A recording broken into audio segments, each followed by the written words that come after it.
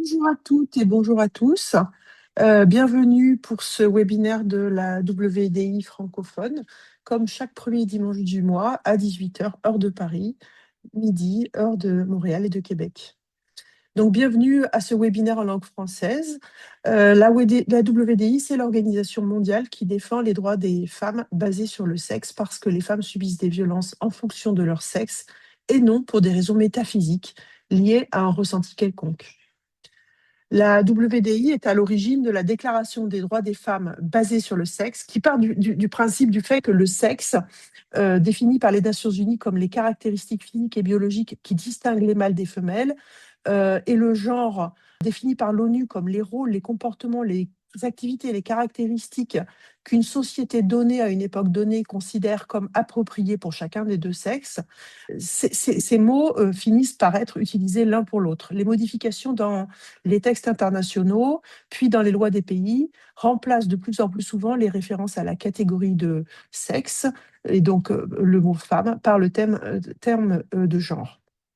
Or, ce concept va transformer les stéréotypes qui sont socialement construits, qui sont organisés pour créer et maintenir des inégalités en défaveur des femmes, comme des caractères qui seraient innés et naturels, et cela met en danger les droits des femmes. Et cela met aussi en danger les droits des femmes acquis par des décennies de lutte. Donc notre déclaration, qui est donc la Déclaration des droits des femmes basée sur le sexe, compte à ce jour environ 40 000 signatures à travers le monde, venant de 160 pays et 552 organisations. Nous vous demandons de signer cette déclaration, s'il vous plaît, et de la faire signer à votre entourage, en votre nom personnel et au nom de toutes les organisations. Le nombre d'organisations françaises ayant signé la déclaration est vraiment très modeste. Donc, cette déclaration des droits des femmes fondée sur le sexe biologique, elle a été conçue par les fondatrices de la WDI pour faire pression sur les nations, pour préserver le langage qui protège les femmes et les filles selon le sexe plutôt que le genre ou l'identité de genre, et donc pour protéger nos droits. Nous vous invitons donc à lire et à signer cette déclaration sur www.womensdeclaration.com. Cette déclaration se compose de 9 articles, parmi lesquels aujourd'hui nous aborderons plus spécifiquement les atteintes aux droits des femmes et aux droits des enfants, avec l'article 2 qui réaffirme la maternité comme un statut exclusivement féminin, et notamment la préservation du mot mère. Le point C de l'article 2 dit que les États devront assurer que le mot mère et les autres thèmes traditionnellement utilisés pour se référer aux capacités procréatives des femmes sur la base du sexe biologique soient toujours utilisés pour la rédaction des actes constitutionnels, législatifs, dans les prestations de services maternels et dans les documents de politique publique lorsqu'ils se réfèrent aux mères ou à la maternité. Le sens du mot mère ne doit par ailleurs pas être modifié pour inclure les hommes. L'article 3 réaffirme les droits des femmes et des filles à l'intégrité physique et procréative. Le point A dit que les États devraient s'assurer des pleins droits reproductifs des femmes et des filles et leur libre accès à des services de santé procréatifs. Les États devraient également, point B, reconnaître que les pratiques préjudiciables telles que les grossesses forcées et l'exploitation commerciale ou altruiste des capacités procréatives des femmes mobilisées dans la GPA sont des violences de l'intégrité procréative et physique des femmes et des filles et doivent être éliminées en tant que forme de discrimination sexuelle. Donc aujourd'hui, c'est particulièrement ce point-là qui nous intéresse, mais également l'article 8, réaffirmant la nécessité d'éradiquer la violence à l'égard des femmes, puisque la GPA est une violence, et évidemment l'article 9, réaffirmant le besoin de protection des droits de l'enfant. Notamment le point A qui dit que dans toutes les décisions concernant les enfants, qu'elles soient le fait des institutions publiques ou privées de protection sociale, des tribunaux, des autorités administratives ou des organes législatifs, l'intérêt supérieur de l'enfant doit être une considération primordiale. Par ailleurs, le point J dit que les États devront protéger l'enfant de toute forme d'exploitation portant atteinte à tout aspect de son bien-être. Voilà, donc tous ces points de notre déclaration, on va les aborder aujourd'hui grâce à ce webinaire de la WDI francophone. La WDI francophone existe maintenant depuis plusieurs années, se réunit chaque mois pour réaliser des actions qui visent à sécuriser les droits des femmes et des filles en France, et de manière générale dans les pays francophones, puisqu'aujourd'hui nous sommes réunis venant de plusieurs pays et notre point commun, c'est d'être francophone. Donc essentiellement, aujourd'hui, nous accueillons des personnes en provenance du Canada, de Belgique, de Suisse, de France, mais également d'autres pays du monde comme les États-Unis ou l'Allemagne. Donc, vous pouvez faire partie de la WDI francophone et vous pouvez nous contacter si ça vous intéresse. Nous réalisons chaque mois ce webinaire, le premier dimanche du mois. Les derniers ont porté sur la santé des femmes, sur les techniques de PMA, sur le harcèlement et les pertes d'opportunités des femmes à cause des prosélytes du genre. Et aujourd'hui, nous avons la joie et l'honneur d'accueillir Marie-Joseph de Villers, que je vais présenter, mais qui ensuite pourra détailler plus, mais que vous connaissez déjà, puisque Marie-Joseph, c'est une militante historique, lesbienne féministe, euh, cofondatrice de la WDI France, donc vous la voyez régulièrement dans nos webinaires, et elle est également co-présidente de la SIAMS, et c'est à ce titre-là qu'elle va s'exprimer aujourd'hui. Donc, je vous remercie de l'accueillir et je te souhaite la bienvenue, Marie-Joseph. Merci beaucoup, Blandine. Merci pour cette présentation. Je suis très contente d'être avec vous aujourd'hui pour parler de ce sujet qui m'occupe depuis tant d'années. Et c'est un sujet complexe, c'est un sujet extrêmement riche, passionnant. Et je vous propose aujourd'hui qu'on se consacre exclusivement sur les témoignages de celles que nous avons appelées les concernées. Il s'agit de 4 femmes qui ont été impliquées comme mères porteuses et qui courageusement ont accepté de parler. Donc, je présenterai leurs témoignages, j'identifierai un peu les leçons qu'on peut tirer de ces témoignages, et puis on ouvrira ensuite sur des perspectives et sur une session questions-réponses, parce que je limite mon intervention à ce sujet extrêmement important, ces témoignages, mais je laisse de l'espace vraiment pour un peu de débat, un peu de questions-réponses à la fin. Nous avons aujourd'hui recueilli 4 témoignages très importants. Nous avons vraiment eu la chance de pouvoir entendre ces femmes à Paris, au Palais du Luxembourg, au mois d'octobre. C'était un événement qui était marrainé par Laurence Rossignol, sénatrice socialiste. Et puis nous avons présenté un événement similaire à Filia, donc au Royaume-Uni.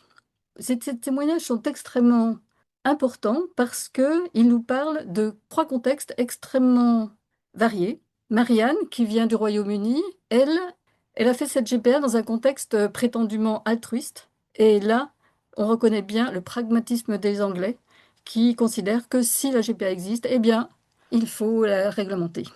Ce qui est un point de vue un peu facile par rapport aux droits humains. Un point de vue de confort, dirons-nous.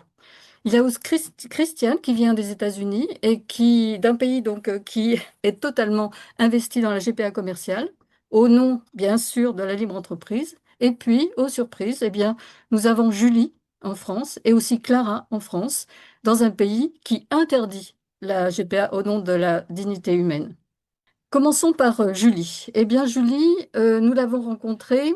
Ce n'est pas nous qui l'avons rencontrée, c'est elle qui nous a rencontrés, puisque elle a demandé à nous voir, à nous parler. Et unanimement, nous avons décidé, c'était en 2024, et unanimement, nous avons décidé, en tant que SIAMS, de la rencontrer avec un juriste à la Cité Audacieuse, et aussi, bien sûr, de la soutenir.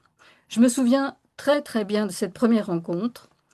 Je prenais fébrilement des notes pour retenir tout ce qu'elle nous détaillait en nous confiant spontanément toute son histoire. C'est un trait de confiance qui est absolument remarquable de nous parler, vraiment de nous faire à ce point confiance. Il faut dire aussi que je travaille sur le sujet depuis près de 15 ans, mais j'ai découvert en l'écoutant des aspects de la très sombre réalité de la GPA que je n'avais jamais imaginé. Alors le cas de Julie que vous avez sous les yeux, eh bien c'est un cas de maternité de substitution dite altruiste, non rémunérée. Elle a été entreprise dans le cadre d'une action militante LGBT. Il n'y a pas eu de recours à la FIV, mais à l'insémination artificielle. La nature brutale de la maternité de substitution apparaît clairement au moment de la naissance de l'enfant, lorsque Julie a été insidieusement, puis brutalement écartée de la vie de son enfant. et depuis 5 ans, Julie se bat pour retrouver sa place dans la vie de son enfant. Elle réclame justice, mais les tribunaux et les institutions sociales se rangent systématiquement du côté des commanditaires, malgré l'interdiction de la maternité de substitution par la loi française. Vous noterez que j'utilise le terme commanditaire parce que, en tant que féministe abolitionniste, il est important pour nous de ne pas utiliser les termes du marché. Le marché parle de part en intention. Et nous parlons de commanditaires. Ils ont passé commande pour obtenir un enfant. Et ce point ne doit pas être passé sous le silence ou édulcoré. Alors, ces témoignages, eh bien, vous pouvez les retrouver sur la chaîne YouTube de la Science. Ils sont aussi disponibles sur notre site en traduction française et en traduction en 3 autres langues, mais vous avez accès à la traduction en française de toutes les interventions qui ont été faites au Sénat et puis à Filia. Qu'est-ce que nous dit Julie? Quelles sont ses propres paroles? Eh bien, ce qu'elle dit, et je vais me faire son interprète, les services sociaux se sont montrés plus complaisants pendant une année. Pendant une année, ils ont refusé de me traiter comme parent et m'expliquaient qu'ils étaient là pour accompagner monsieur dans sa parentalité. Le beau-père de mon fils a obtenu à mon insu l'autorité parentale sur mon enfant. Chaque fois qu'il pouvait empêcher une rencontre, un appel ou une visio entre moi et mon fils, les services sociaux le couvraient et l'excusaient. Aujourd'hui, je ne suis toujours pas reconnue comme parent à l'école, chez les médecins, auprès des assurances ou des notaires. Je ne suis personne. Je me bats pour qu'un jour mon fils fasse vraiment partie de ma famille maternelle et qu'il puisse me pardonner, peut-être même m'aimer. Alors, qu'est-ce que nous apprend le cas de Julie? Eh bien, il nous apprend que oui, la GPA, ça existe en France, malgré l'interdiction, et de façon décomplexée.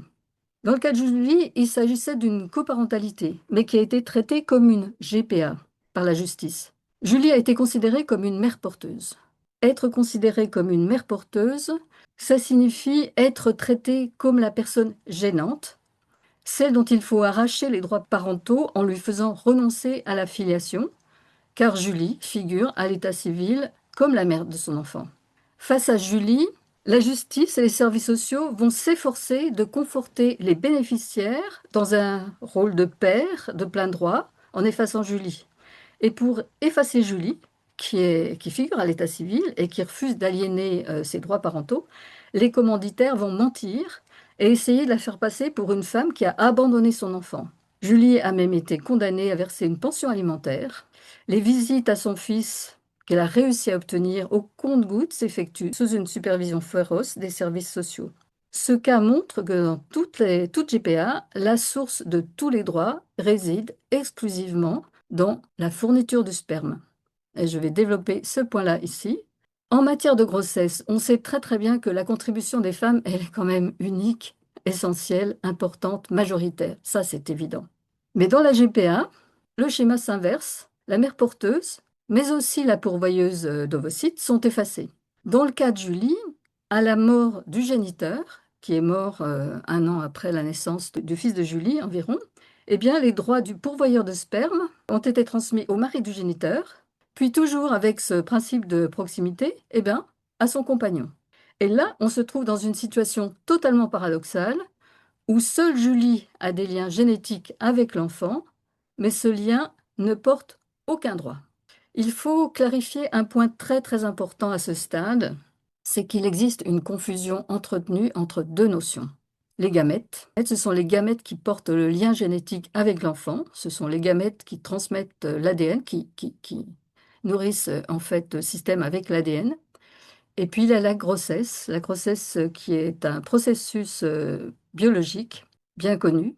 Par conséquent, il est faux de nommer parent biologique le pourvoyeur de sperme comme le font les agences. Le commanditaire qui a fourni son sperme pour la FIV, eh bien, il n'est pas et il n'est en rien le parent biologique. Il a un lien génétique avec l'enfant et c'est bien différent.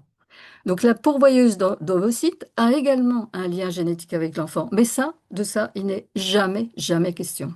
Ce lien-là est totalement négligé, invisibilisé.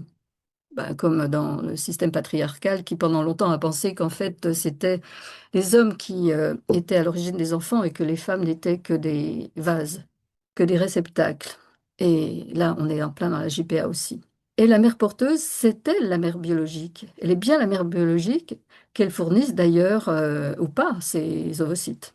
Et c'est une reconnaissance rarement constatée. Alors maintenant, passons au cas de Clara. Clara, comment l'avons-nous rencontrée? Eh bien, ce sont ces avocats qui sont venus à la rencontre de la SIAMS et ils sont venus à notre rencontre avec deux préoccupations. La première, c'était bien sûr de développer le soutien à Clara, que la SIAMS la soutienne dans son parcours, dans sa demande de faire partie de la vie de son enfant. Et puis, ils souhaitaient également réfléchir à organiser une formation à l'attention des avocats et des magistrats en matière de GBA. C'est un point sur lequel nous allons continuer à réfléchir avec eux. Alors, donc, le cas de Clara est très, très particulier parce qu'il pourrait être complètement qualifié de traite humaine. Alors, Clara n'est pas son prénom, évidemment, pour des raisons évidentes de confidentialité, nous avons changé son prénom. Clara a été recrutée en Amérique du Sud par un couple français et attirée en France par de fausses promesses. Une promesse de coparentalité, ils élèveraient l'enfant ensemble, le couple et elle, dans une maison qu'ils partageraient. Elle habiterait au rez-de-chaussée et eux habiteraient à l'étage et élèveraient ensemble l'enfant. Et aussi qu'ils l'ont fait venir en France avec un visa touristique et donc ils lui ont promis une régularisation, qu'elle ait des papiers pour pouvoir résider en France. Cependant, dès la naissance de son bébé, tout a été orchestré pour l'éloigner et la réduire au silence. Ils l'ont même à un moment donné exilé en Espagne parce que hispanophone. Ils l'ont exilé en Espagne alors qu'il ne connaissait personne. L'un des commanditaires l'a accompagné par Blablacar et l'a mise dans un bus à Barcelone, tandis que lui-même retournait en France par avion. Malgré tout, elle a pu revenir en France afin d'entamer des procédures à l'encontre des commanditaires français. Et aujourd'hui, en France, dans un pays étranger, dont elle ne connaît pas la langue, dont elle ne maîtrise pas parfaitement la langue, Clara se bat avec le soutien de ses avocats pour faire reconnaître ses droits parentaux et revenir dans la vie de son enfant. Alors, qu'est-ce que nous dit Clara? Et je vais là aussi interpréter ses propos. Elle dit: je marchais encore difficilement après une césarienne, mais ils ont organisé mon départ, direction l'Espagne, à 1500 km de là, en covoiturage et bus. Ils ont alors porté plainte contre moi pour abandon d'enfant. Ah, je vais préciser ce point qui est un peu compliqué, mais qui montre un peu la turpitude dont certaines personnes peuvent être les auteurs, vraiment.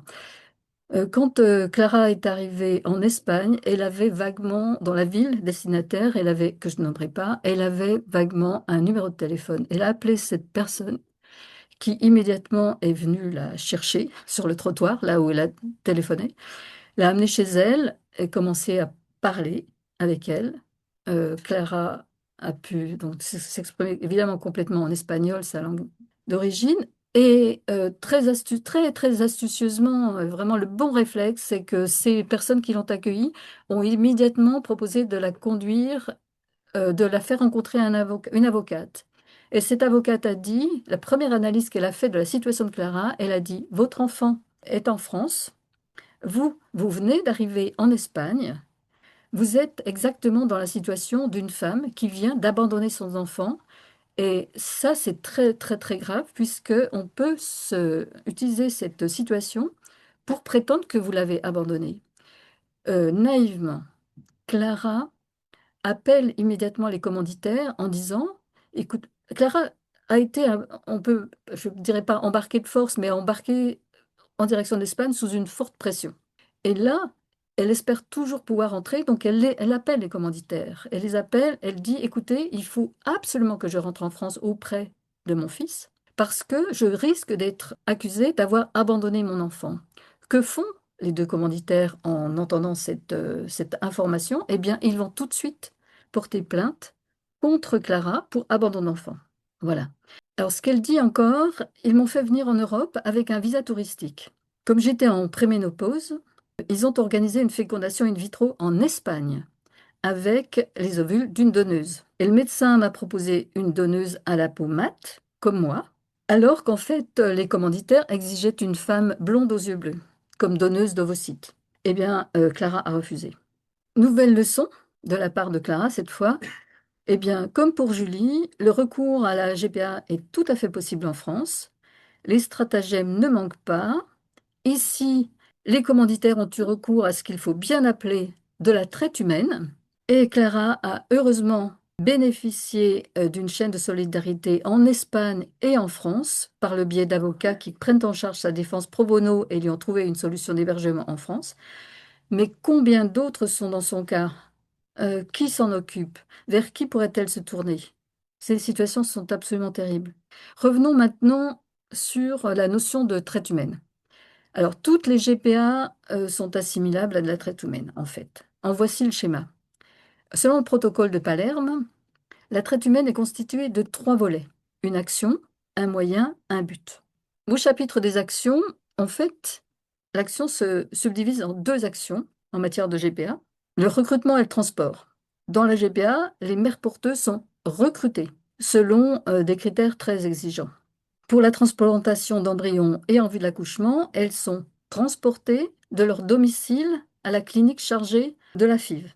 En Ukraine, elles sont transportées d'une banlieue, souvent de la campagne, souvent, et elles sont transportées à Kiev où on les héberge dans des appartements pour la FIV, pour l'accouchement et tous les examens qu'il faut faire tout au long de la grossesse. Comme ça, on les éloigne du milieu qui peut les soutenir et elles sont plus vulnérables une fois qu'elles sont transportées dans un milieu qui n'est pas vraiment le leur. Et enfin, pour l'accouchement, les mères porteuses peuvent aussi être transportées de leur pays vers le pays des commanditaires. Ça, c'est l'agence ukrainienne Fescop qui propose ce produit-là.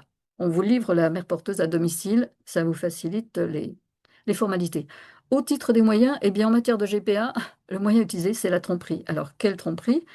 Eh bien, le recours à une mère porteuse, ça repose sur une triple tromperie. D'abord, que l'enfant n'est pas vendu, alors qu'on sait très bien que, selon la Convention des droits de l'enfant et en s'appuyant sur la Convention de 93 sur l'adoption internationale, eh bien, on sait très bien que la GPA est assimilable à de la vente d'enfants. D'ailleurs, il y a une des rapporteurs des droits des enfants qui a déjà fait cette relation entre GPA et puis vente d'enfants. Deuxième tromperie, c'est que la mère porteuse n'est pas la mère. Ça, il y a toute une littérature, il y a des slogans à n'en plus finir pour prétendre que la mère porteuse n'est pas la mère. Et enfin, que l'enfant qu'elle met au monde n'est pas son enfant. Alors le but, eh bien le but précisément, c'est l'exploitation. Et selon nous, il y a exploitation dès lors qu'une femme donne naissance à un enfant, non pas pour son propre projet parental, mais pour le projet d'un tiers. Alors dans le cas de Clara, Clara, alors en situation de vulnérabilité, a été recrutée en Argentine. On l'a transportée en France, on l'a transportée en Espagne pour le transfert d'embryon. Elle a été ramenée en France chez les commanditaires pour le suivi de sa grossesse et l'accouchement. Clara a été recrutée par tromperie. On lui a affirmé qu'elle élèverait l'enfant en coparentage, qu'elle resterait la mère, qu'on lui obtiendrait des papiers lui permettant de résider en France. Et en matière d'exploitation, eh bien, le couple commanditaire s'est emparé de son enfant dès sa naissance. Voyons maintenant le troisième cas, qui est le cas de Christiane, qui est aux États-Unis. Alors, nous avons été mis en relation avec Christiane par Lexi, la fondatrice de Stop Surrogacy Now UK, organisation avec laquelle nous partageons beaucoup d'actions. Et nous ne connaissions pas du tout Christiane auparavant. Nous l'avons découverte quand elle est venue à Paris, justement, pour cette conférence organisée au Palais du Luxembourg, au Sénat. Alors, Christiane, elle a conclu un contrat de GPA aux États-Unis avec un couple dont le désir de fonder une famille l'avait ému. Christiane a souligné d'ailleurs qu'elle reconnaissait qu'elle avait une forme, elle souffrait d'une forme d'empathie toxique. C'est un peu l'analyse qu'elle a pu faire de la situation qu'elle a vécue.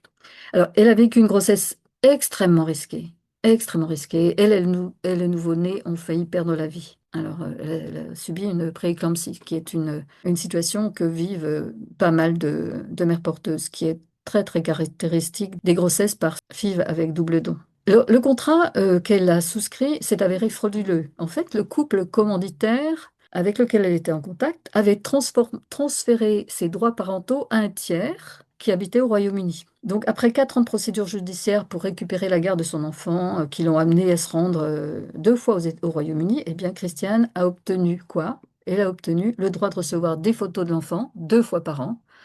Et c'est un droit qui n'a jamais été respecté à ce jour. Alors, que nous dit Christiane? Elle dit, cet enfant, je ne voulais pas le donner. Mon corps me disait sans cesse que ce bébé m'appartenait, et ça, je ne pouvais l'expliquer à personne. L'agence, ma famille et mes amis me disaient que cet enfant, ça n'était pas le mien, et je me sentais très isolée. Nous avons découvert que le contrat que j'avais signé était frauduleux. Le couple pour lequel j'avais eu ce bébé ne l'a jamais voulu. Ils avaient été engagés pour servir d'intermédiaire ou de prête-nom. Vers le premier anniversaire de l'enfant, ils l'ont envoyé au Royaume-Uni avec une nounou et ont déclaré ne plus en vouloir. L'homme avec lequel ils avaient en fait un contrat en sous-main s'occupe actuellement du bébé au Royaume-Uni.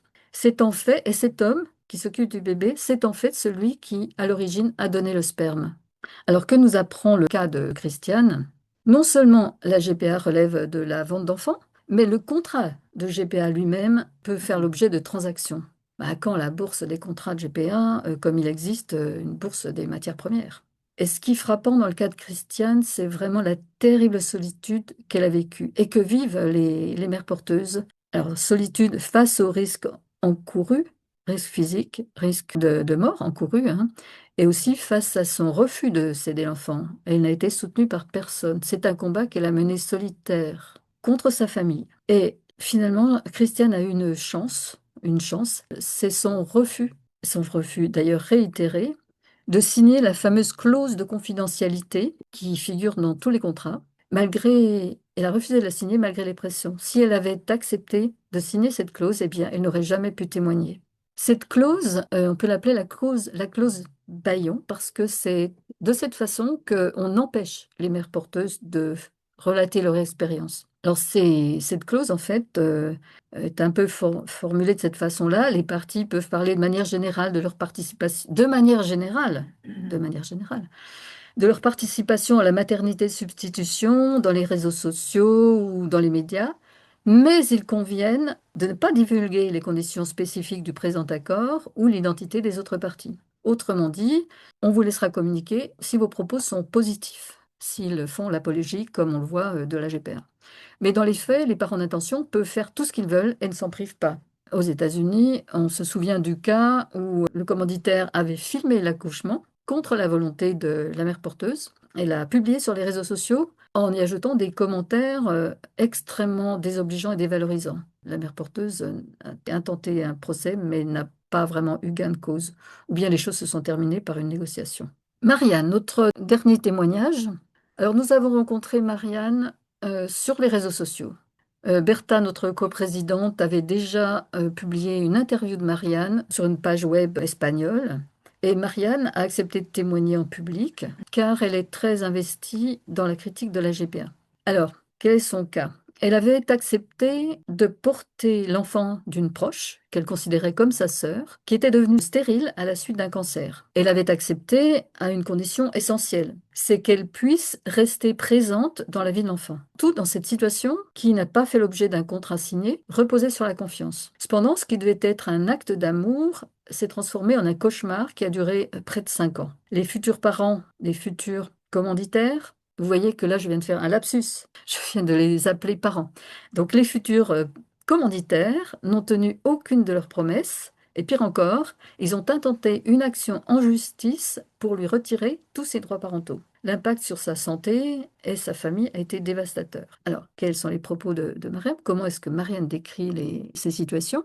Ce qu'elle dit, c'est, après la GPA, on m'a diagnostiqué un syndrome de stress post-traumatique complexe qui est reconnu comme étant consécutif à la GPA. J'ai depuis une peur profonde des hôpitaux, des enfants, des bébés, ce qui n'est pas compatible avec ma carrière dans l'enseignement. Les dommages subis ne pourront jamais être réparés. Des crises de panique constantes ainsi qu'une peur et une méfiance permanente envers les autres me rappellent sans cesse. L'impact ne s'est pas limité à moi, mais s'est également répercuté sur mes enfants. Ils ont dû endosser le rôle de parent à ma place, car pendant 5 ans, je n'étais pas en mesure de m'occuper d'eux. Alors, ce que le cas de Marianne nous apprend, c'est que ça nous montre un nouveau concept qui est pratiqué. C'est le concept de la mère porteuse bon marché. Les commanditaires dans le cas de Marianne, avaient envisagé une GPA à l'étranger. Mais ils se sont tournés finalement vers Marianne parce que elle, ça ne coûterait rien. Comme elle faisait partie, elle était considérée comme faisant partie de la famille, elle ne pouvait pas le refuser. Mais ce que nous apprenons aussi, c'est que le traumatisme, il y a un traumatisme qui est laissé par la GPA et que ce traumatisme n'est évoqué nulle part. Il affecte la mère porteuse, mais il affecte aussi l'entourage de la mère porteuse, en particulier ses enfants à elle et son compagnon.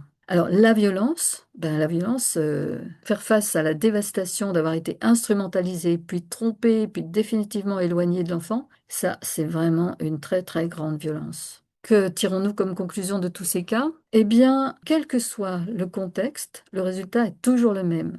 Toutes ces femmes, elles ont agi par générosité, mais elles ont été trompées, escroquées, trahies. Elles se sont battues et continuent de se battre pour rester présentes dans la vie de leur enfant. Elles ont mené ce combat dans une solitude totale, sans être entendues ni reconnues par les systèmes sociaux et judiciaires. Leur grossesse et leur accouchement révèlent la vérité. La maternité de substitution est une forme de violence à l'égard des femmes. Alors maintenant, quelle perspective? Je reprends, j'ai enlevé mon partage pour que nous puissions à la fois aborder les questions, mais pour que je puisse un peu évoquer cette question des perspectives qui nous taraudent.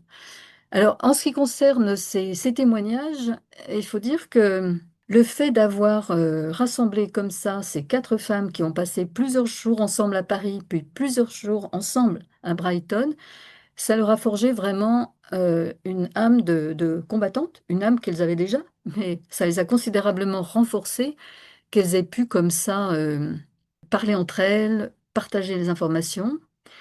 Et nous sommes très, très, très touchés par le fait qu'elles aient décidé maintenant de créer un groupe de soutien aux mères porteuses. Ce groupe a été créé début d'année. Et depuis que ce groupe a été créé, eh bien, il y a déjà trois autres mères porteuses qui l'ont rejoint, deux qui viennent d'Australie et une autre d'Amérique du Sud. Donc nous allons, en tant que SIAM, nous allons appuyer la création de ce groupe parce que nous savons qu'il sera important à un moment donné que pour l'une ou l'autre, il y ait des consultations juridiques, qu'il y ait des interventions auprès enfin, qu'on fera notre travail de plaidoyer de toute façon pour les soutenir. Et la question qui se pose, c'est comment maintenant, à partir de ce groupe et cette fabuleuse initiative, comment propager comment la propager, comment la faire connaître, comment faire en sorte que davantage de mères porteuses puissent accéder à ce groupe de soutien qui est assez unique. Voilà, ça fait partie de nombreuses questions qu'on se pose et qu'on aimerait traiter en 2026. Que pensons-nous faire? Quels sont les enjeux importants pour la GPA en 2026? Eh bien, en France, vous savez que les États généraux de bioéthique vont à nouveau se mettre en situation de réviser la loi de bioéthique. Déjà, évidemment, le lobby pro-GPA est à l'œuvre. J'ai participé à une conférence récemment organisée sous ce logo, États généraux de bioéthique. J'ai assisté, pardon. Et dans cette conférence, eh bien, les seuls intervenants étaient des intervenants pro-GPA.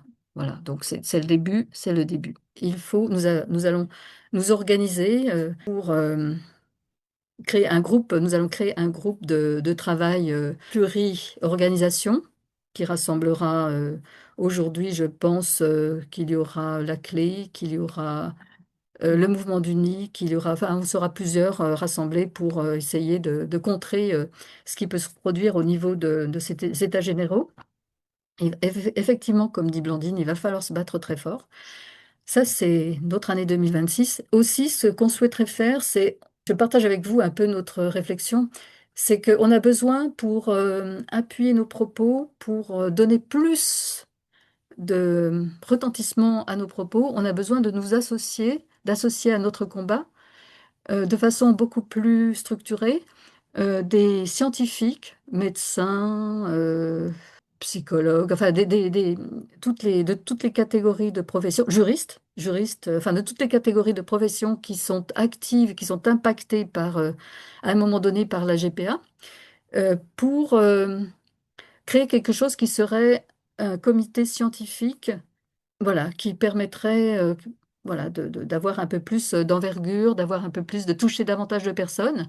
Donc, si vous connaissez des personnes qui sont sur nos positions et qui voudraient vraiment nous appuyer et appuyer, surtout appuyer ce combat pour l'abolition de la GPA, eh bien, nous serions ravis de les rencontrer et pouvoir mettre en place en 2026, donc, ce comité qu'on appellera, je ne sais pas comment, comité d'éthique, comité contre les violences reproductives. Voilà, on a quelques idées. Et vos idées sont bien sûr les bienvenues. Alors, autre point, on a toujours un souci. Ce souci, c'est de parler et de faire connaître la GPA. Et donc, cette année, en plus de tous les outils qu'on utilise déjà, on va lancer notre podcast. Et notre podcast, il aura plusieurs compartiments. Parce que les idées qu'on aimerait faire passer par ce podcast, c'est bien sûr des témoignages, mais des témoignages de toutes les personnes qui aujourd'hui, qui pourraient nous expliquer aujourd'hui comment elles en sont arrivées à se positionner pour l'abolition de la GPA.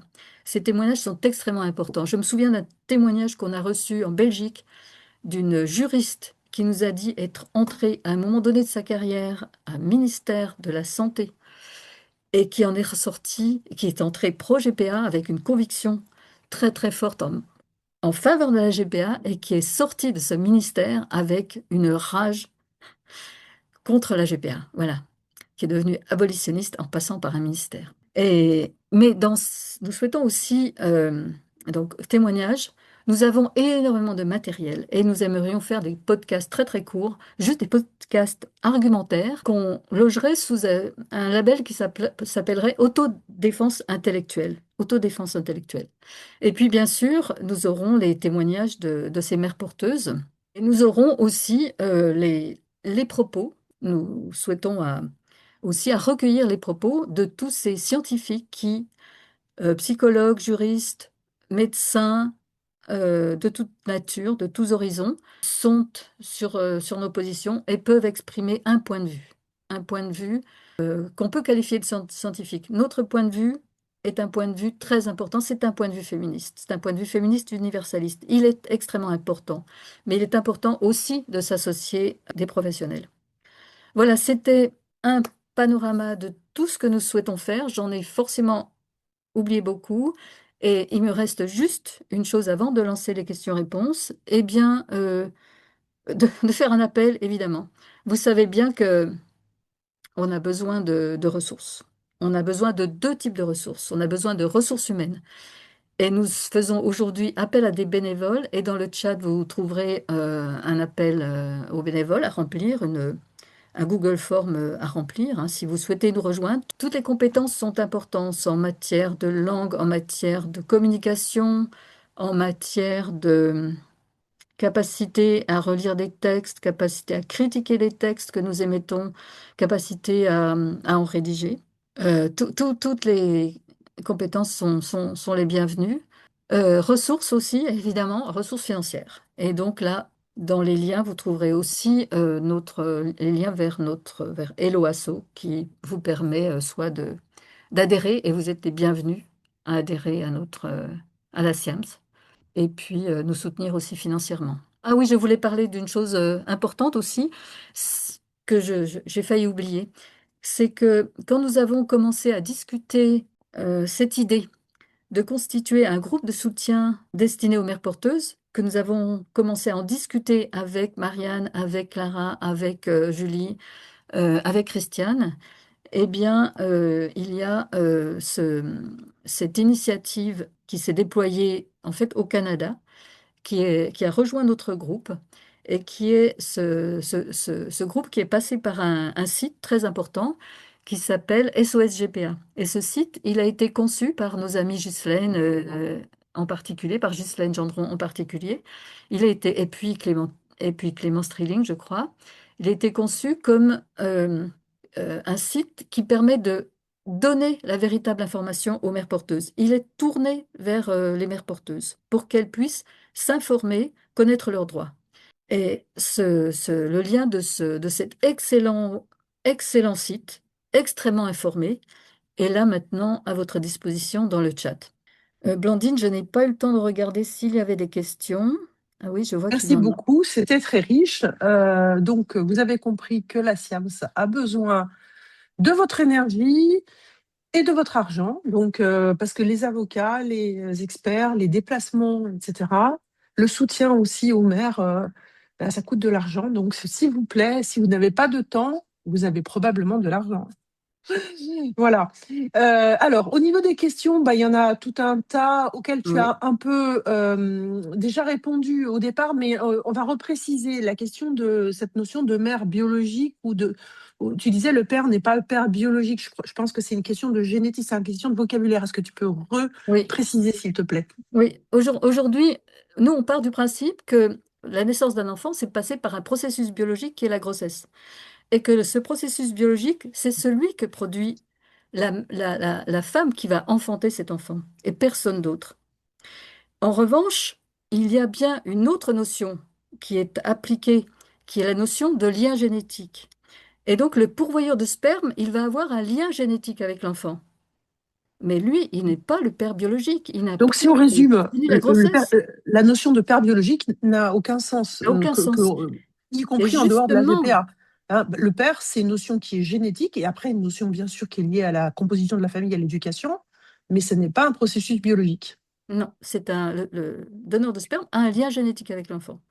Et j'insiste là-dessus parce que c'est un abus de langage qu'on rencontre constamment, constamment chez les agences, dans les plaidoyers, dans les cas qui sont soumis, qui sont traités par des tribunaux. On parle toujours les droits du parent biologique. Mais non, les parents du commanditaire, les parents de la Génétique, personne qui dispose d'un lien génétique avec l'enfant. qui a donné ses gamètes, oui. Voilà, donneur de gamètes, pourvoyeur de D'accord. gamètes. Voilà, Sachant qu'on parle de droit pour ce parent génétique, sauf quand c'est la mère. absolument, Voilà, absolument. c'est uniquement pour les pères. On revient à la sacralité du sperme qui est à la source du droit à l'enfant, en fait, tel qu'il est C'est reconnu par les ça, tribunaux aujourd'hui, en matière de GPA. Hein. En matière de GPA, c'est la reconnaissance de ce lien génétique qui permet d'octroyer la parentalité au commanditaire. tout à fait. Alors là, j'ai une question qui est un peu pointue pour moi, mais je pense que pour toi, ce sera sans problème. Dans un couple classique où la femme est stérile et a recours à un don d'ovocytes, elle devient bien la mère de l'enfant. Pourquoi on ne peut pas transposer cela à des mères GPA? Alors, on parle d'une femme qui est stérile et qui a recours à un don d'ovocile. Si elle est stérile, Oui, d'accord, ça veut dire que cette femme, elle a recours à une FIV pour obtenir un enfant, une avec un don FIV d'ovocytes. avec don d'ovocyte, dont son compagnon, son mari, va fournir le sperme, et puis une donneuse d'ovocytes va fournir un ovocyte. Avec cela, on va fabriquer un embryon par FIV et on va transférer cet embryon dans l'utérus de cette femme qui est stérile. Ça veut dire donc qu'elle a un utérus et qu'elle est en capacité d'assurer la gestation de cet enfant. Oui, elle devient bien la mère de cet enfant parce que cette femme qui a eu recours, on appelle ça une FIV double don. C'est-à-dire que les gamètes lui sont extérieurs, puisque c'est le sperme de son mari et puis et puis l'ovocyte d'une donneuse. On appelle ça une FIV double don. Double don. Et dans ce cas-là, cette femme, elle va porter cet enfant. Elle va assurer le processus de grossesse, donc elle va bien Processus être la mère de biologique. cet enfant. Et cette remarque de Chantal Bousquet est très importante parce que, et ça c'est notre ami Friedman qui le dit très très clairement, il dit, moi, toute ma vie, j'ai rassuré des femmes qui faisaient une FIV double don pour leur dire qu'elles étaient bien la mère de l'enfant. C'est elle qui assure la grossesse, donc c'est Elles clair. font le job. Oui, exactement. Et donc, je les ai rassurées toute ma vie pour leur dire que oui, même si l'ovocyte, si ça n'était pas elles qui fournissaient l'ovocyte, elles étaient bien la mère de l'enfant. Eh bien, dans la GPA, on dit exactement le Et contraire. le contraire. Tout On à fait le dit le contraire. contraire. On dit, puisque vous n'êtes pas titulaire de l'ovocyte, eh bien, vous n'êtes pas la mère de l'enfant. Mm. Et donc, on Mais voit même le quand on double est langage. titulaire, oui. Vraiment, c'est deux poids, deux mesures. C'est absolument inadmissible. Et ça, Mais c'est un. dans le cas de Julie, elle a même donné l'ovocyte et elle est pourtant pas considérée comme la mère non plus. Mais ça, c'est très important parce que la filière ovocytaire dans la GPA, elle ne compte pour rien. Parce que quand on parle aussi dans la GPA de la revendication de l'accès aux origines, on dit toujours les enfants des GPA doivent avoir recours à leurs origines. Mais quand on parle de recours à leurs origines, on va éventuellement jusqu'à la mère porteuse en disant il faut qu'ils sachent qu'ils sont nés d'une mère porteuse et qu'ils aient la possibilité de connaître l'identité de la mère porteuse. Eh bien, on ne va jamais jusqu'à dire, eh bien, il faut aussi qu'ils connaissent l'identité de la donneuse d'ovocytes. Ça, cette contribution ovocytaire, elle est vraiment considérée Du comme moment qu'elle est belle, ça bien. va. Voilà, qu'elle a les Si elle est cheveux blonde. blonds et les yeux bleus. Voilà. Ouais, donc on est vraiment dans quelque chose qui est complètement dans de l'eugénisme en plus, hein. On est bien d'accord. Et un double standard. Malou nous pose deux questions. Comment faire prendre conscience aux gentils généreux de l'impact négatif, c'est-à-dire les neuneux, quoi, hein, les gens qui disent oh, c'est super la GPA, qu'est-ce que c'est beau, de cette réalité inhumaine qui passe notamment par la PMA, mais en fait, c'est un processus qui est capitaliste et qui fait des bébés des produits marchands. Comment est-ce qu'on peut faire pour mettre en œuvre un discours qui rend visible ce processus? Et puis derrière, la deuxième question de Malou, c'est comment est-ce qu'on peut rendre visible aussi ce lien avec le transhumanisme, le transactivisme et la PMA, GPA, en l'occurrence, banalisée face aux gens qui revendiquent un droit à l'enfantement, comme si, comme s'il existait un droit à avoir des enfants, alors qu'en fait, la possibilité d'en avoir n'implique pas le devoir d'en avoir. Alors, je pense que quand on se trouve face à un gentil généreux, il faut tout de suite analyser où va sa gentille générosité. Parce que la plupart du temps, sa gentille générosité, elle va toujours au commanditaire.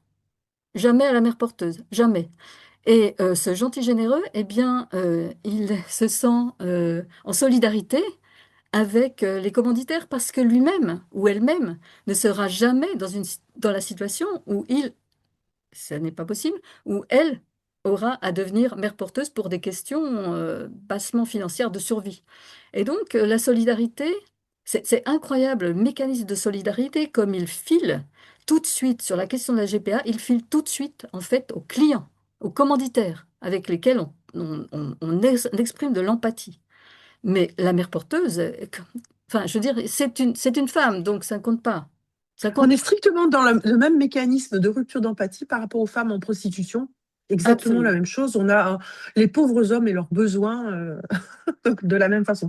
Je crois qu'effectivement, ici, c'est toujours pareil, le double standard et l'empathie qui va vers les personnes qui commettent les violences, Alors, sur comme la deuxième d'habitude. partie de la question, eh bien, le Oui, transhumanisme, Ghislaine vient de répondre dans le chat. Effectivement, Ghislaine a traité de cette question-là dans le webinaire du mois passé, qui est accessible aujourd'hui sur YouTube.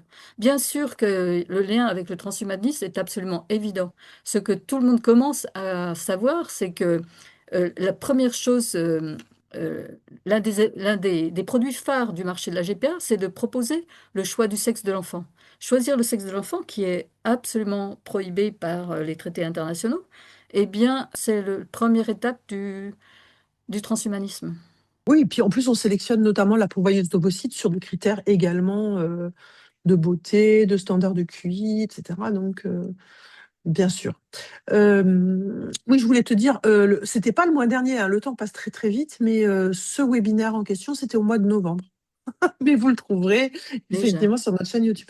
Oui, depuis, on a eu plusieurs webinaires qui ont regroupé aussi beaucoup de personnes qui sont ici aujourd'hui avec nous.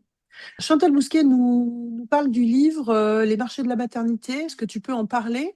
Ce livre est évoquer ce livre, c'est évoquer aussi toute la littérature qui est sur nos positions. J'ai pas préparé quelque chose là-dessus, mais les marchés de la maternité, c'est vraiment quelque chose qui a été écrit à plusieurs voix et par des spécialistes. Alors, il y a l'autrice, pour l'instant, j'ai encore un petit trou de mémoire sur leur nom, mais par exemple, Ana Luana Stoïca-Deram, notre coprésidente, a assuré une partie des articles de cet ouvrage. Donc ça fait partie de la littérature sur laquelle on peut s'appuyer. Il y a plusieurs ouvrages très très forts. Évidemment, il y a l'ouvrage que nous avons publié, nous, la SIAM, Alloué, une critique féministe de la GPA, qui reprend en fait 22 contributions de 11 pays différents, avec des autrices qui sont absolument remarquables, avec aussi un gay qui se positionne, qui témoigne de sa position contre la GPA, abolitionniste de la GPA, qui est un témoignage très très très fort. Il y a aussi la GPA, ce grand bluff, d'Anne-Cécile, voilà, ça y est, j'aurais dû réviser auparavant parce que je n'ai pas les noms en tête enfin, vous C'est pas trouverez comme si évidemment tu les... passais presque toutes tes journées sur le sujet. Oui, vous trouverez facilement son nom. Et puis, Les marchés de la maternité. Ces trois ouvrages sont vraiment des ouvrages clés pour comprendre la GPA. D'accord. Si on pouvait revenir sur la question posée par Olivier Manseron, tu as abordé la question enfin un sujet, un profil psychologique que tu as qualifié de empathie toxique. Est-ce que on a, comment dire, un profil type des femmes victimes de ce processus de GPA? Est-ce qu'il y aurait un profil particulier de femmes qui seraient susceptibles de croire en fait à tout ça? Parce que là, Alors, finalement, tu empathie nous as décrit toxique. plusieurs qui se sont fait, enfin, complètement avoir par des mensonges. Systématiquement, on a des Ouais. mensonges et des femmes qui partent d'un bon sentiment et qui, Alors, voilà. empathie toxique, c'est Christiane qui en parle et c'est un peu une analyse qu'elle a fait sur son propre comportement et qui lui a permis de comprendre comment elle était tombée si facilement dans les mensonges qu'on lui a servis sur la GPA. Et cette empathie toxique, en fait, il y a absolument zéro analyse là-dessus. C'est la première fois que je rencontrais cette notion. Et quelqu'un ici dans le chat a parlé de manipulation. Donc, il y a d'un côté l'empathie toxique qui fait qu'on tombe dans un piège, mais il y a de l'autre côté la manipulation qui est vraiment orchestrée pour recruter les mères porteuses. Et donc, celles qui sont, je veux dire, c'est bien de qualifier ça d'empathie toxique, cette démarche de générosité tous azimuts, c'est-à-dire de se sacrifier, de cette démarche de sacrifice, c'est bien de, de trouver ce concept de changer, je changeais un petit peu le langage et de parler plutôt d'empathie toxique, vraiment, puisque c'est en tombant enfin, par cet excès de générosité qui est dévolue à des tierces personnes qu'elles ne connaissent même pas la plupart du temps, qu'elles se mettent elles-mêmes en danger. En fait, ce que ça évoque, c'est aussi le caractère un peu naïf ou premier degré de personnes qui vont être dans le spectre de l'autisme et qui vont croire réellement qu'elles font quelque chose de bien, qui vont avoir une forme de naïveté vis-à-vis des commanditaires. Et je crois que c'est le cas malheureusement de pas mal de femmes qui font des GPA dites altruistes. Oui, et on se rend compte aussi, à partir de la remarque donc d'Olivier Manseron, c'est qu'on n'a pas beaucoup d'études sur les mères porteuses, à part les études qui concluent toutes qu'elles sont ravies de faire ça et que ça les épanouit. Il n'y a pas vraiment d'études. Il n'y a ni études sur le traumatisme post-GPA, il y a zéro étude, personne n'en a jamais parlé.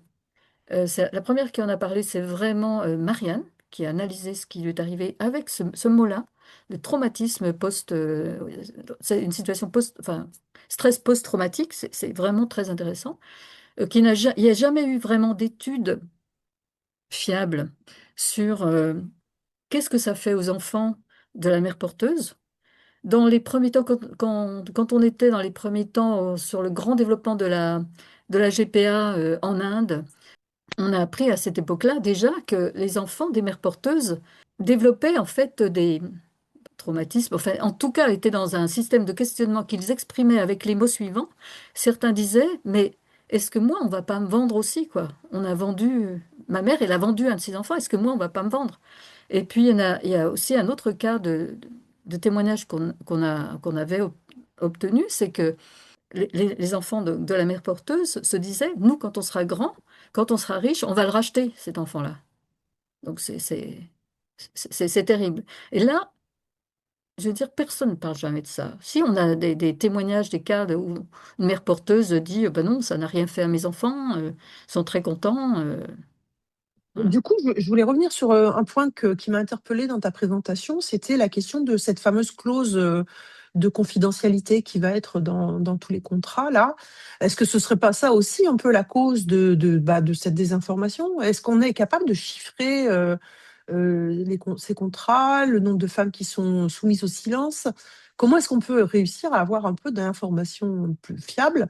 Parce qu'en tout cas, dans le podcast, c'est clair que c'est ce qu'on va essayer de faire, c'est d'essayer de donner la parole à ces femmes et qu'elles nous contactent, si vous en avez dans votre entourage des personnes concernées ou des personnes qui connaissent des personnes, ça nous intéresse, hein. Il faut absolument leur donner nos contacts. Tu dis, Blandine, des études sur la question, Oui, malheureusement, vraiment, en matière de GPA, des statistiques, mais en matière de GPA, on n'a pas absolument de statistiques. Ce qu'on sait, c'est qu'on collecte un peu des spécimens de contrats et puis on les analyse et on essaie de voir. Et en tout cas, aux États-Unis, il y a eu plusieurs cas comme ça où des femmes ont tenté de protester contre, ont tenté de parler de leur expérience et ont tenté de parler de ce qui leur est arrivé. Et le cas le pire sur lequel on est tombé et qui nous a vraiment beaucoup, beaucoup choqués, c'est le cas d'une femme qui est décédée, qui était mère porteuse et qui en est morte. Elle en est morte et ça arrive plus souvent qu'on ne le croit. Parce que la GPA est quand même 3 fois plus risquée qu'une grossesse normale, hein, ça, il ne faut pas l'ignorer. et la grossesse est elle-même déjà risquée. Oui, absolument. La grossesse est déjà dangereuse. Et dans ce cas-là, elle est morte. Et c'est des proches qui ont lancé une opération de crowdfunding pour récolter des fonds pour les enfants de cette mère porteuse. Et le mari ne pouvait pas faire lui-même un appel quelconque puisque lui-même était tenu à la clause de confidentialité.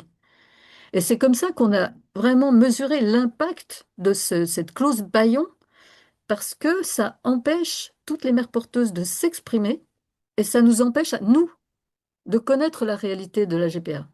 Ça pose quand même beaucoup de questions dans notre droit, parce qu'en fait, on a l'impression qu'ici, ça va être le droit américain qui va s'appliquer un peu au contrat concernant des Français, puisque ces clauses de bâillon, c'est vraiment quelque chose qu'on importe des pratiques états-uniennes, non?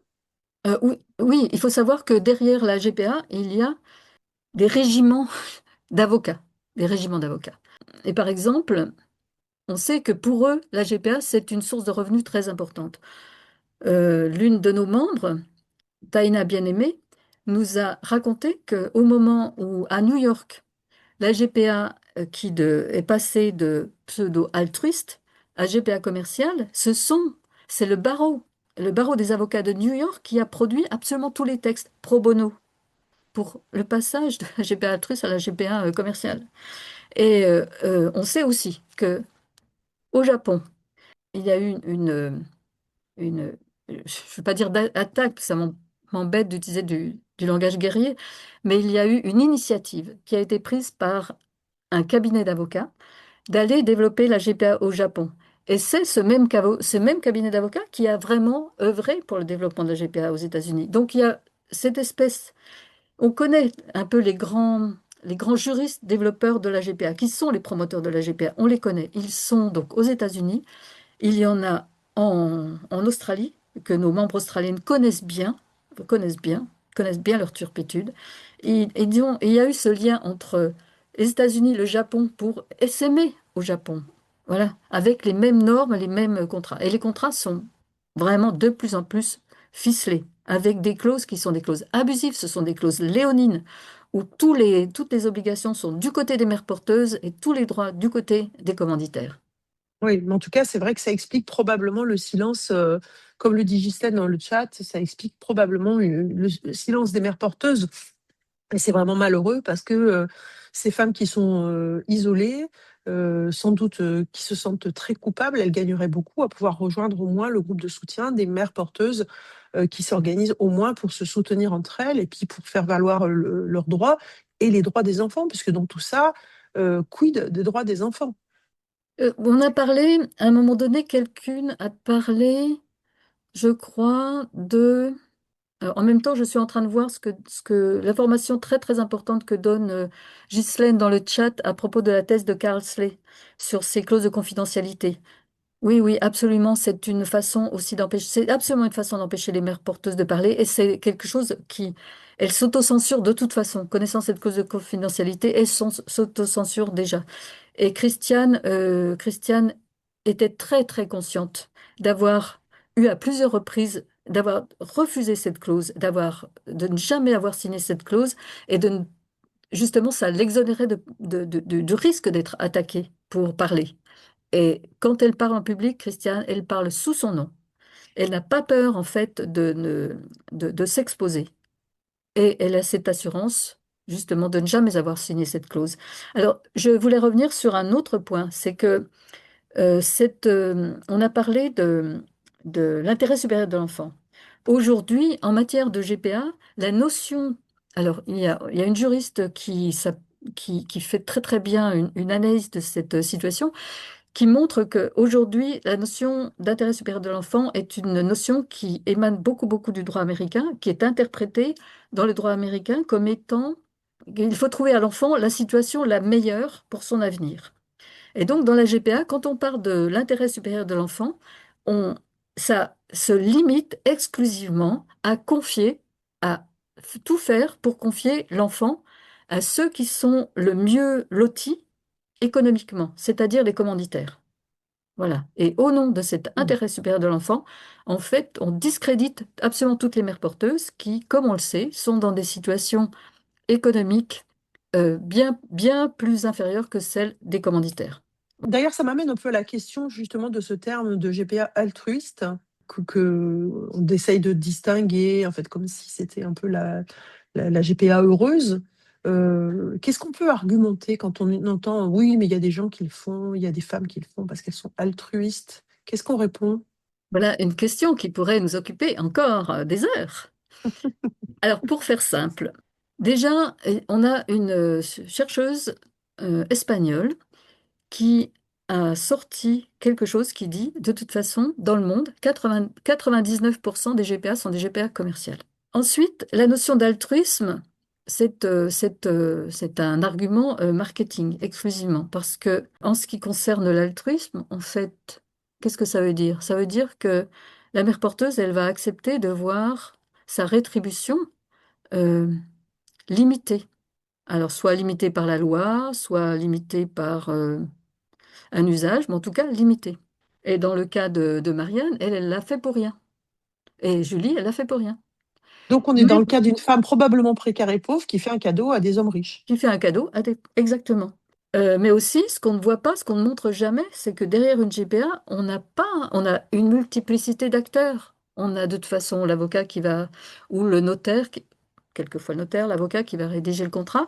On a la clinique, on a tout cet environnement pour fabriquer la FIV, pour monitorer tout le long de la grossesse, de la mère porteuse, avec Marianne le dit, on lui a fait subir en fait des examens absolument non nécessaires, uniquement pour rassurer les commanditaires. Donc il y a tout cet appareil médical, il y a tout cet appareil juridique qui sont les bénéficiaires, les premiers bénéficiaires de la GPA, qui sont les composantes du marché, et à qui on ne demande jamais de faire une croix sur leurs émoluments ou sur leurs honoraires.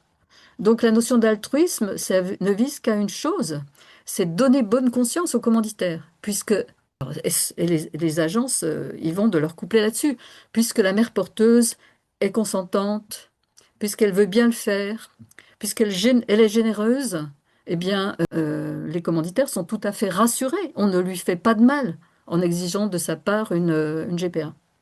Voilà. C'est encore une autre composante de la manipulation. À propos de manipulation, il y en a une quand même qui est massive. C'est celle de la manipulation médiatique, avec tous nos présentateurs télé qui, les uns après les autres, vont acheter des bébés aux États-Unis, commander et acheter des bébés aux États-Unis, puis ensuite ils font des TikTok pour montrer combien ils sont de bons pères. Au niveau médiatique, par contre, de l'autre côté, il y a rien. En fait, on est complètement à poil, hein, j'ai l'impression. Est-ce qu'il y a de temps en temps de la couverture médiatique sur ces problèmes que pose la GPA, et notamment les enfants? On sait qu'il y a Olivia Morel qui s'exprime. Les- Comment on peut regarder la question des médias? Alors, la question, alors, ça c'est encore un grand chapitre. Et alors justement, ce chapitre, tu fais bien de m'en parler, Blandine, parce que ce chapitre, nous allons l'alimenter prochainement. Je pense, on espère sortir pour le 8 mars une étude sur le traitement de la GPA dans la presse française. Voilà. Et nous allons montrer à quel point le parti pris de la presse française, que ce soit qu'il s'agisse de journaux nationaux, locaux, ce parti pris, c'est le parti pris du marché. Voilà, c'est clair, c'est clair. Et pourtant, sur cette question, le bon sens serait d'interroger les concernés. Et les concernés, bien sûr, c'est les mères porteuses, mais pas que, ce sont toutes les féministes qui se battent sur ce sujet-là. Et ce sont toutes les femmes, parce que ce qu'on fait aux mères porteuses au travers de la GPA, ça concerne toutes les femmes. Ça revient à considérer toutes les femmes comme des gestatrices, c'est-à-dire une catégorie subalterne. Donc nous sommes toutes concernées par ce qu'on fait aux femmes au travers de la GPA. À quoi on rabaisse les femmes avec la GPA? Alors ça, c'est un chapitre. Donc nous allons contribuer à cette réflexion en sortant cette étude sur le traitement de la GPA dans la presse française. Et nos homologues suédoises ont aussi sorti une étude analogue dont nous divulguerons aussi les résultats. Elles ont fait aussi une étude sur le traitement de la GPA dans les médias, dans l'audiovisuel. Et ce que je voulais dire aussi là sur ce sujet, c'est que aussi bien le COR, qui est l'une des associations, des organisations fondatrices de la SIAMS, dont Anna Luana Stoïca Deram, notre coprésidente, émane, eh bien, le COR et la SIAMS ont intenté à plusieurs reprises des actions en direction de l'organisme qui est chargé de veiller à l'équilibre des sujets dans les médias, pour le traitement justement extrêmement biaisé de la GPA dans les médias, surtout je crois que les attaques, on a surtout confronté Antenne 2 à 2, Antenne 2 sur des documentaires qui ont été montrés à plusieurs reprises et qui font l'apologie de la GPA. Mais l'organisme que nous avons, Et qui le a changé de CSA, nom, le CSA qui a changé de nom il n'y a pas très longtemps, eh bien, nous ont jamais écoutés. Jamais. ignoré. Ouais. Mhm. Merci beaucoup d'avoir fait le lien justement avec ce terme de dire nous sommes toutes en tant que femmes et en tant que féministes toutes concernées. Je trouve que c'est très important de montrer à quel point on a des combats qui se rejoignent et aussi à quel point les combats des masculinistes sont unis et similaires, hein, puisque quand on regarde la pornographie, la prostitution et la GPA, c'est exactement le même combat. Toutes les femmes sont concernées parce que toutes les femmes sont achetables en fait. Et c'est pour ça qu'on ne peut pas juste dire elles l'ont choisi, etc. Puisqu'en fait, la question du choix, cette question-là, c'est une question globalement qui concerne l'ensemble des femmes. Et chaque fois qu'une femme est suffisamment vulnérable, peu importe la raison, que ce soit économique, psychologique ou peu importe, pour accepter ça, eh bien, ça concerne toutes les femmes en fait. Parce que la précarité émotionnelle, psychologique, financière, économique, sociale des femmes, c'est un sujet qui concerne toutes les femmes et toutes les féministes. Donc, merci de le dire et nous sommes toutes concernées. Et c'est pour ça que finalement, l'idée du podcast, ça rejoint la brillante initiative du Mouvement d'Uni pour le podcast La Vie en Rouge. Je ne sais pas si vous connaissez, mais si vous ne connaissez pas, écoutez, c'est absolument brillant. Et c'est exactement ça, c'est écouter les concernés. Je voulais aussi revenir sur la question de l'altruisme. Bien sûr, tu l'as très bien décrit tout à l'heure dans un des parcours. En fait, on fait croire aux femmes qu'elles vont faire quelque chose de beau et donner une vie, etc. Enfin, voilà. Mais il y a un cynisme complètement assumé en face avec, par exemple, ces hommes, enfin, ce couple-là qui était éploré, qui a réussi à convaincre, c'est Christiane qui était convaincue, qui a été convaincue de faire une GPA altruiste parce qu'elle avait de la peine, etc., par empathie pour ces personnes, alors qu'en réalité, elle a été fécondée par le sperme d'un autre homme.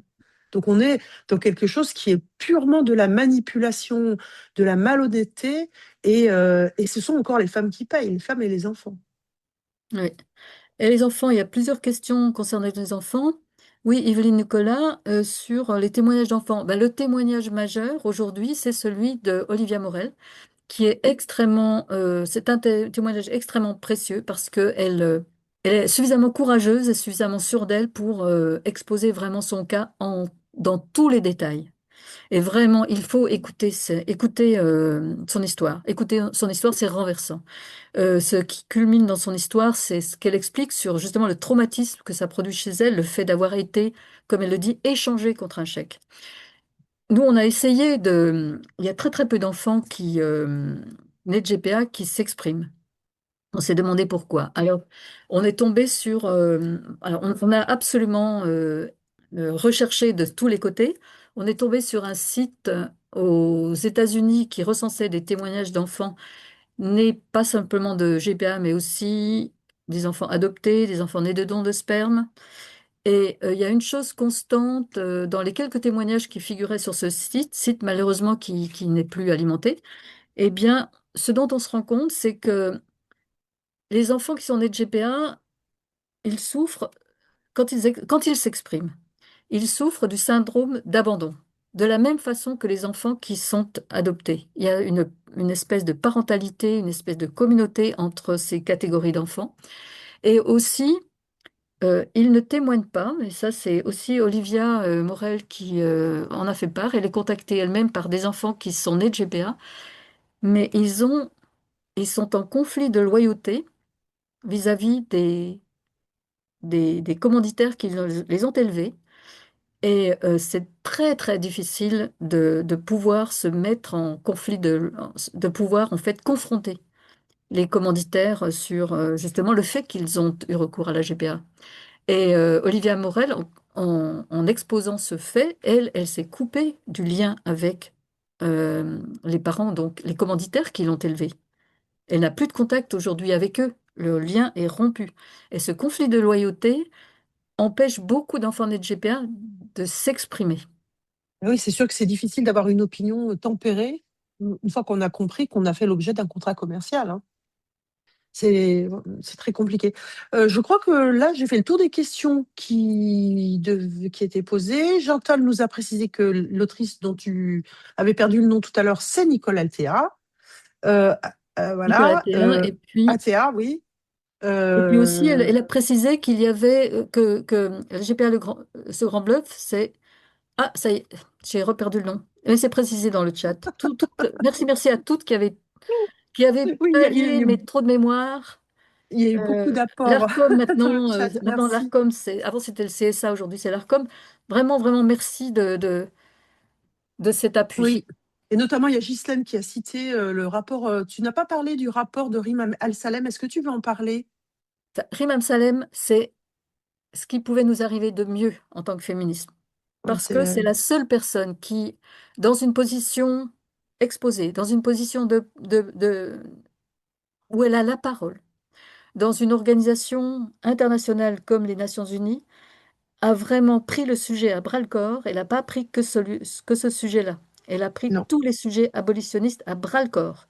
Et elle a sorti des travaux, des rapports qui sont vraiment, euh, qui sont, je veux dire, Remarquable. une somme de réflexion sur des sujets. Et là, sur la GPA, vraiment, elle a adressé tous les aspects de la GPA. En tant que violence à l'égard des femmes, elle l'a vraiment démontré et son travail est conséquent. Mais je remercie aussi au passage toutes les organisations qui ont alimenté son rapport, puisque dans son rapport, elle cite absolument toutes les organisations qui ont contribué. Et nous avons été très très heureuses de voir que nous avons sollicité énormément nos membres pour alimenter Rima Salem en réflexion. Et 23 de nos membres ont vraiment contribué et sont tous et toutes cités dans le rapport de Rima Salem. Et c'est son rapport qui permet aujourd'hui d'interpeller les décideurs politiques pour, pour faire effet de réalité et aussi utiliser une voix reconnue, c'est vraiment quelque chose d'hyper précieux. Hyper précieux. C'est vrai qu'on a une vraie alliée, Rima Al-Salem, vraiment. Et en plus, une capacité à prendre en compte toutes enfin, des femmes du monde entier qui s'expriment. C'est vraiment, tu as raison, c'est ce qui pouvait nous arriver de mieux. Maintenant, elle est seulement rapporteure spéciale, hein, à l'ONU.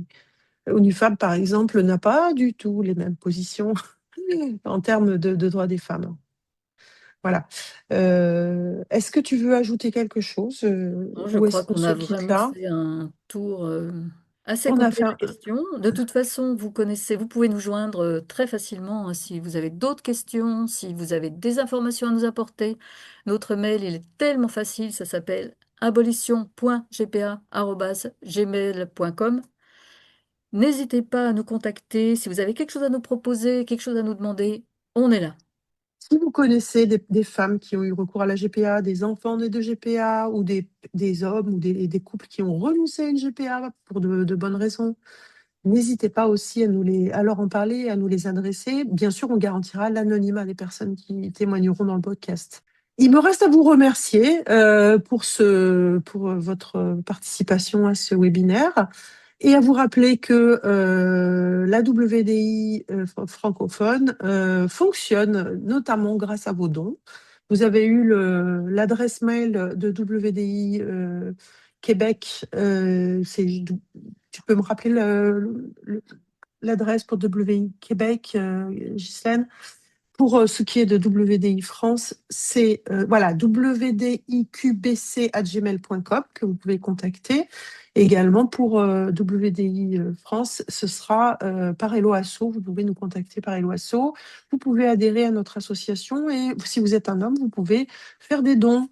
Nos prochains webinaires ne sont pas encore complètement bouclés, mais vous aurez un webinaire le premier dimanche du mois de mars, comme d'habitude, à 18h.